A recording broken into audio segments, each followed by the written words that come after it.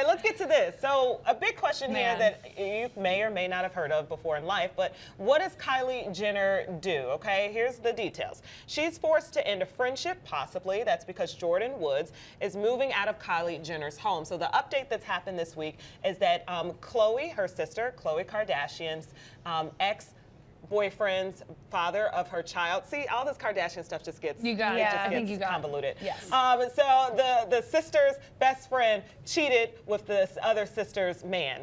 Right. Does that make sense? Yeah.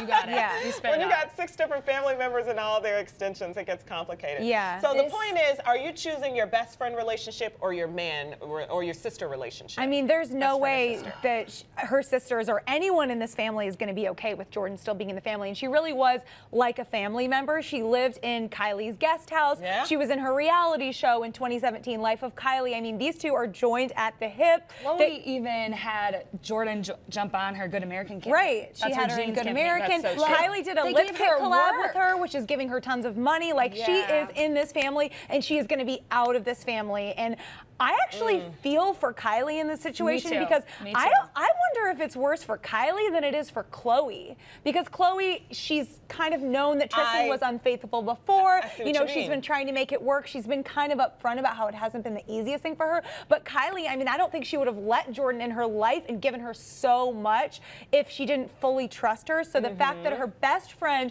broke her trust, is hooking up probably with Khloe's man, I cannot fathom how that feels. She's probably so heartbroken. She probably feels like she has no other choice but to get rid of this person in her life unless Jordyn just comes back and is like, I am so sorry for everything that I did. I just can't. I feel so bad for Kylie. You know why it burns? Bananas. It's because Kylie is collateral damage. She literally did nothing wrong in this situation, and she's getting burned by it completely. I have a hurt sister. I have a hurt best friend, a best friend that can no longer be in the family that I have to say bye to. Or these people need to learn how to behave, and she won't have to be dealing with it. Hey, you said it, sister. And think about how long it takes you to like make a best friend like that. Right. One that is family. You bring them in. Jordyn's living with them. They're giving, like, paying her bills. Together.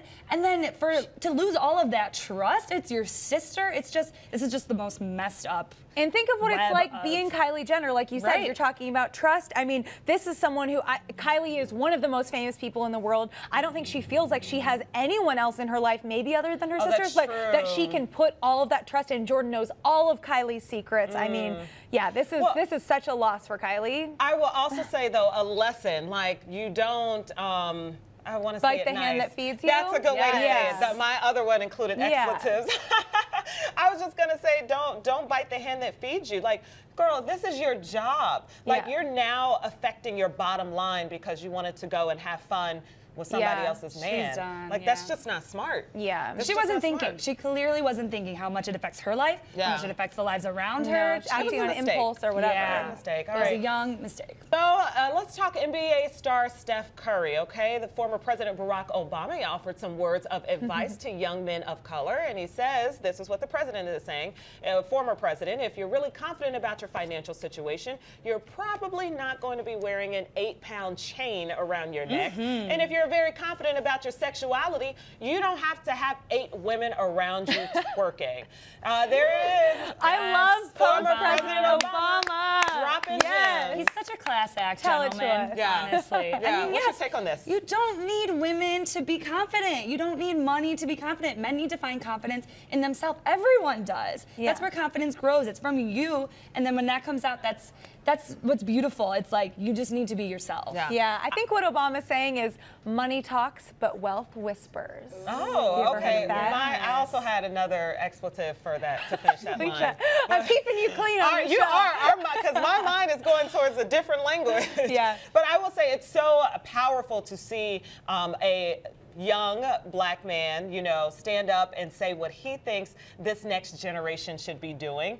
And I think it's good tips, not just for black men, but for all men. Like, all people. All people, all people in general. I mean, it's just good to see this influential side because we're in the age of female empowerment. And you always hear so many women speaking up, but what about the brothers? What about the guys out there? We need to uplift they need everybody. guidance too, right? They uplift men, too. uplift women. We all need to be uplifted together. That's the only way we're going to make it. Yeah. Certainly.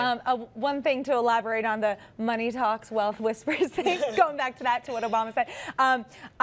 Someone once said to me that, you know, rich people or newly rich people, they like to flaunt things, they like to wear a lot of designer brands and show that they're very rich. But these super wealthy people, they don't even need to do that because if you're a billionaire, you're wearing whatever you want. You're going around in a tracksuit, in sweatpants, whatever. If I have $1 billion, I'm not putting on pants, I'm not putting on socks, I am chilling. Yeah. You are living your best life. Yeah. Truly. It's also the case, though, of also having some humility. At the same time, it's like, I don't have to, if I'm the best, I don't have to tell you I'm the best. Yes. I can just be the best. You'll just see it. If I'm Beyonce, I don't have to tell you I'm Beyonce. You already know I'm Beyonce. Yeah. And it's the same, too, like with relationships. If you're in a really good relationship, you don't have to flaunt the relationship. You don't have to tell everyone, you don't have to look post at my it all over social media. Yeah, you just the best couples are the ones that are quiet. And yeah, those are the best kind of people. When you keep it to yourself, you're good. That's hard to say in this age of social media where we literally share. Overshare. Yeah. So I guess share less. That's another lesson we can say we learned here.